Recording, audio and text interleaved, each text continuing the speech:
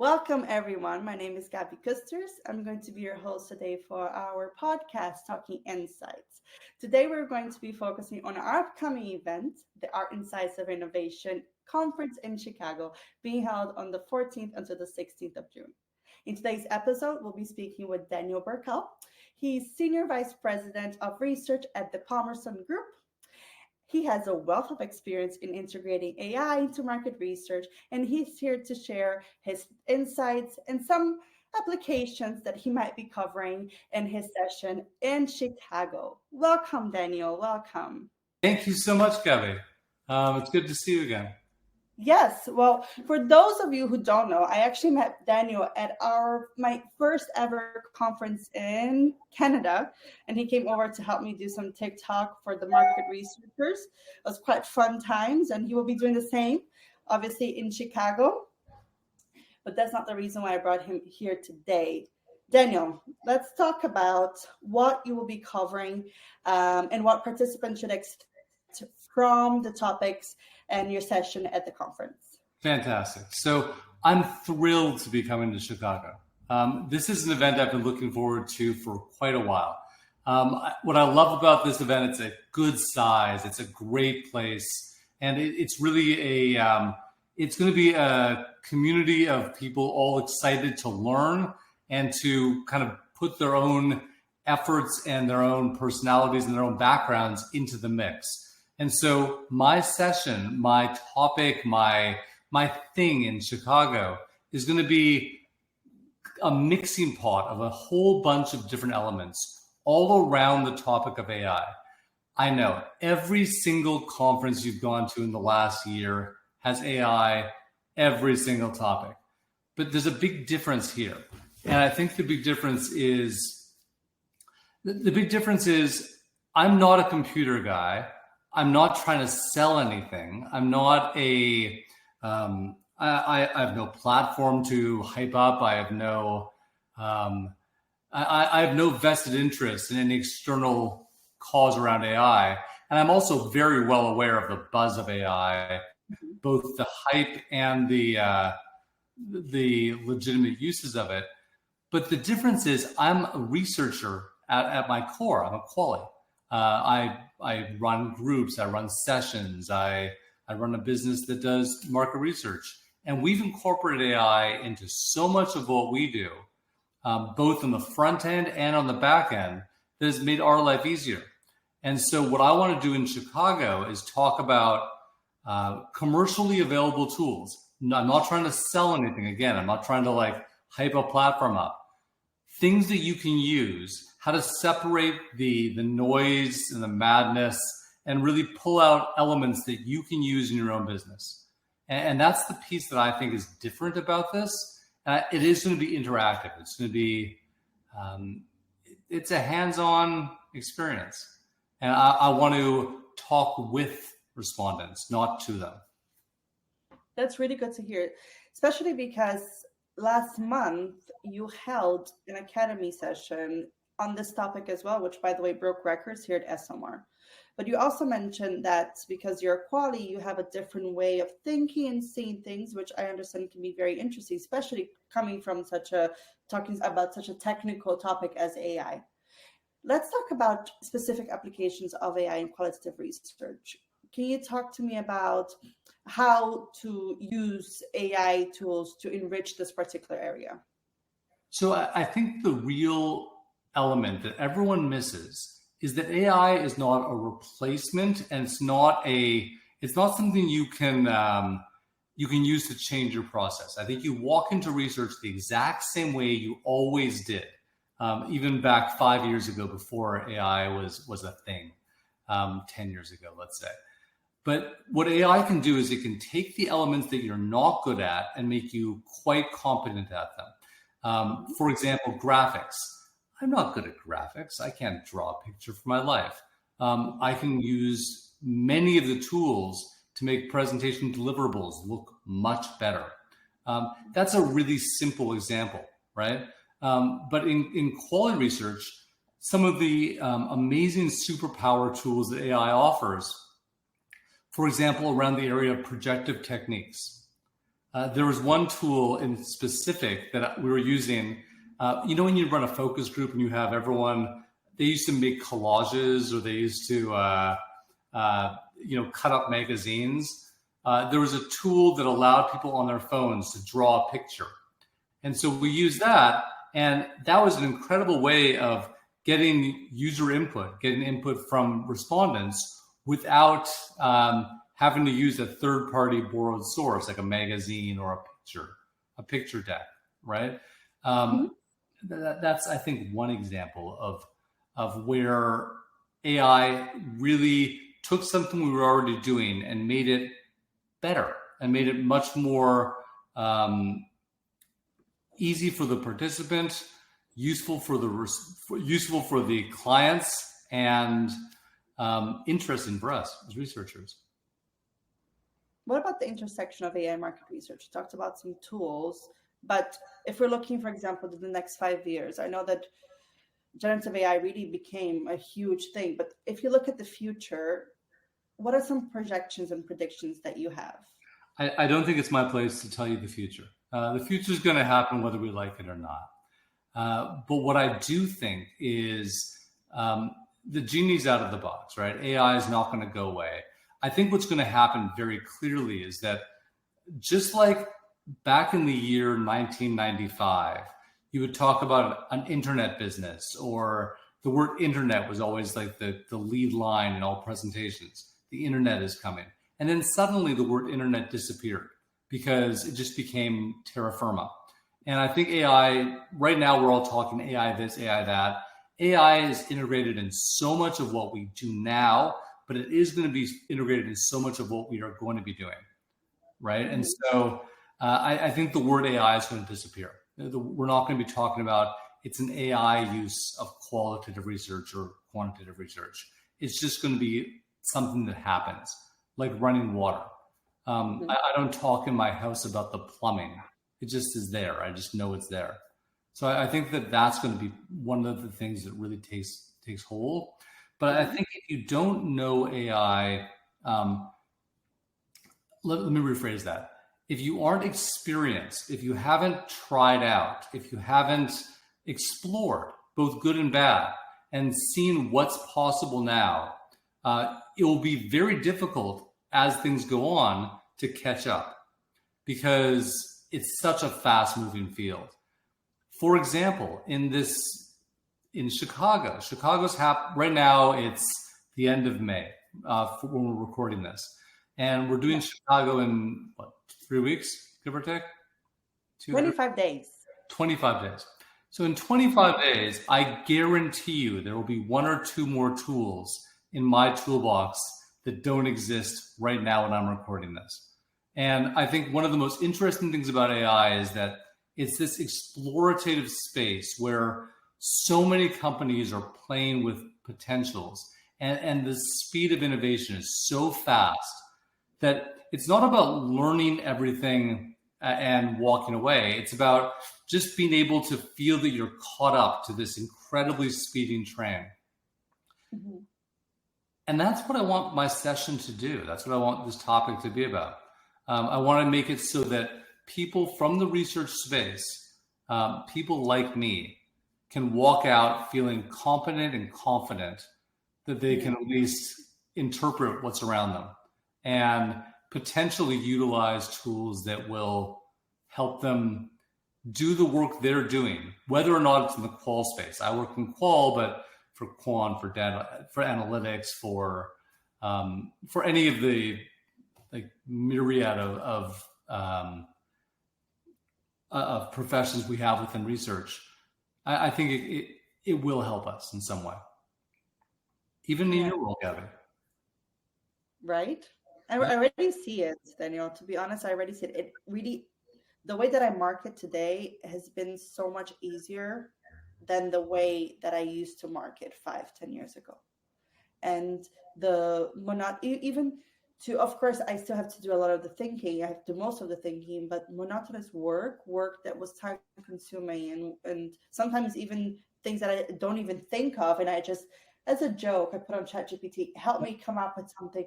And it's quite interesting the ideas that come out of this interaction that do improve the way that I work and definitely help me streamline some of the workload that I have.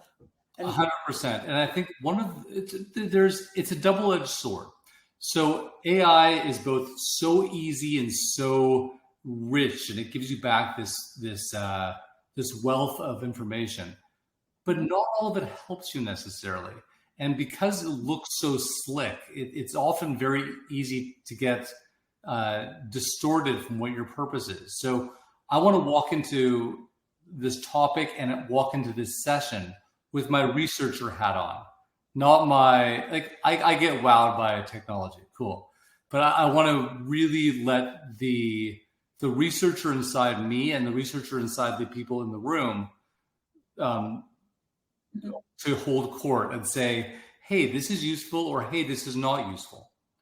And again, I'm talking in vague overall topics because I want you to come to this. That's why I'm doing this. Exactly. You have to leave a bit for the imagination. I can't give it all away. You can't give it all away.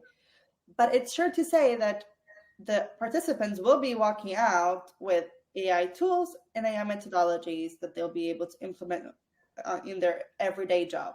100% guaranteed. 100% guaranteed. So I've done this course in variations in the past, including with, for example, when we did this course a couple months ago on the Academy, many people walked away. I got notes after saying that this really helped them grasp the concept. And I think the reason why is because I'm coming from your shoes, right? I'm not a computer person. I'm not trying to sell you something. I'm really just a researcher who likes figuring out what works and what doesn't. And I like figuring out how to take the things that are out there, learn what they are, and then selectively use the ones that work for me to make my gig better. But again, whoever you are, whatever your background is, I'm certain you can find something out of this that will help you out. Indeed. Let's talk a little bit about real market research scenarios, because it's also something that happened and you discussed in your previous course here at the Academy. What are some common challenges that market researchers actually face that AI may help them overcome?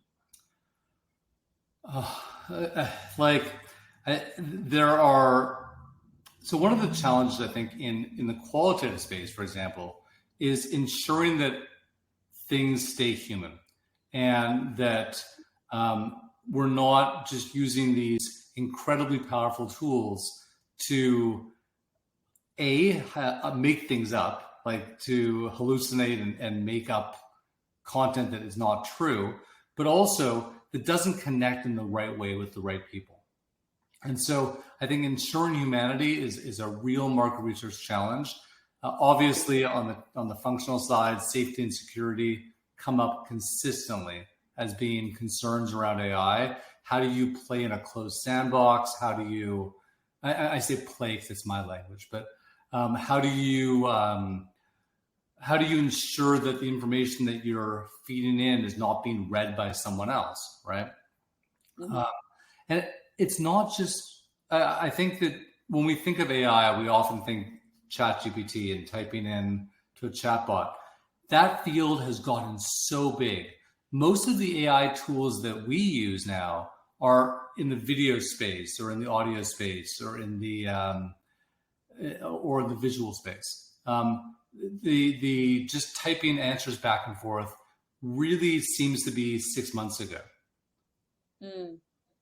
But again, everything's moving so fast. It is moving so fast, including ChatGPT itself. Have you been playing with the most recent version? I have been playing with the most recent version. I don't know what I think about it. I think that it's more like me. This is very scary to say, actually, but I feel like it's more similar to my personality. Why do you say that? I'm quite direct when I speak and when I write. And oftentimes when I'm writing an email, this is, by the way, I'm saying this and I'm sorry for whoever's reading this, but oftentimes I run it past ChatGPT to tone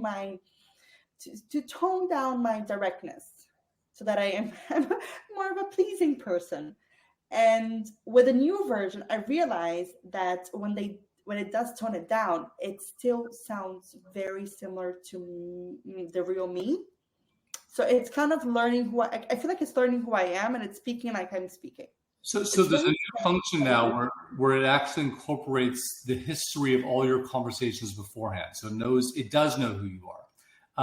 Do you interact with ChatGPT by voice or by typing? Always typing. Always typing? Okay, so I'm going to show you something right now, if that's okay. Okay. Okay, so I have my phone here. Let's just use. So I think one of the key things to do is always use voice for ChatGPT. Never use typing, because typing slows you down. What typing does is it makes you think in a certain box way. But if you just start talking to it and let it talk back to you, you can be much more natural. So I'll press the button. Yeah. Okay, so hey ChatGPT, how's it going? Hey there, I'm doing well, thanks. How about you? What's on your mind today? Can you hear that? Yeah. Okay, so I'm talking to my friend Gabby. She's on a podcast with me right now. And I'm trying to explain to her why AI is such an interesting thing for the field of market research. Can you give me some good talking points to try to illustrate this conversation?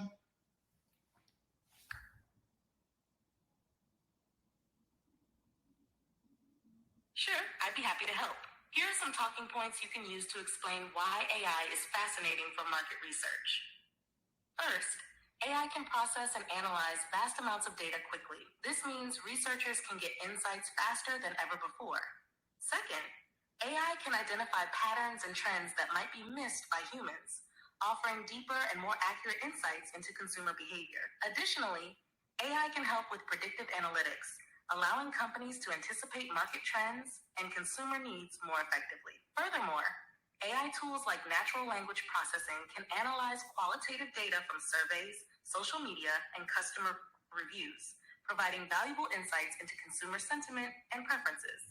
Finally, AI can automate repetitive tasks, freeing up researchers to focus on more strategic aspects of their work and enhancing overall productivity. These points should help illustrate why AI is a game changer in market research.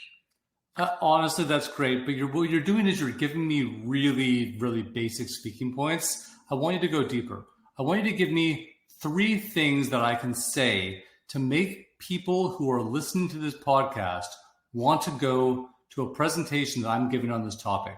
Give me 3 really amazing, short, succinct points that will make attendees want to come to Chicago to this event. Got it.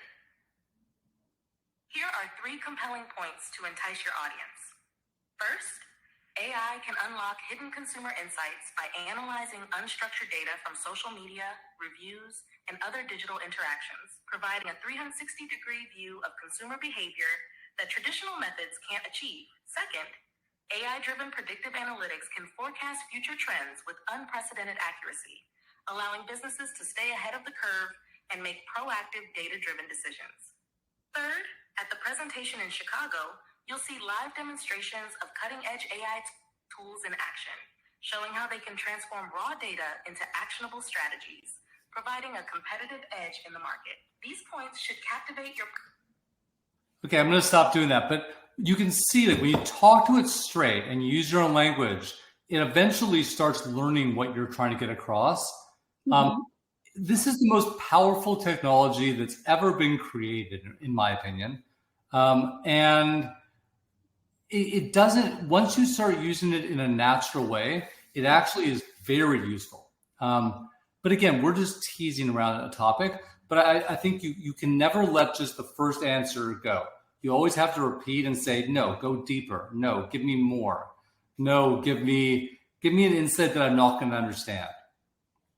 And I'm trying to read your face. How do you feel about this? Do you feel good about this?